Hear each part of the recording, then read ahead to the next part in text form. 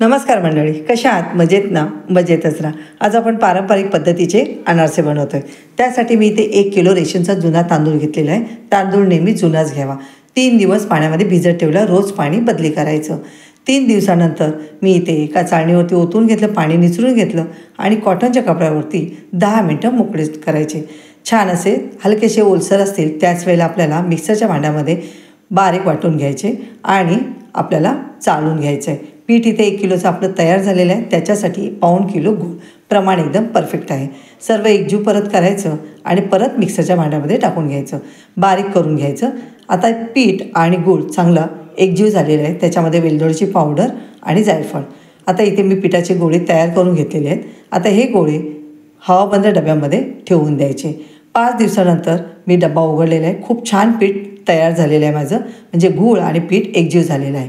आता आपण व्हिडिओमध्ये दाखवल्याप्रमाणे अनारसे थापून घ्यायचे. आता जी खसखसची बाजू असेल ती वरती ठेवायची आणि मीडियम गॅसवरती अनारसे तळून घ्यायचे. एक्स्ट्राचं तेल असेल तर पोह्यावर ठेवायचं. ही टिप नक्कीच फॉलो करा आणि व्हिडिओ आवडला तर लाईक, शेअर, कमेंट करा. थँक्यू.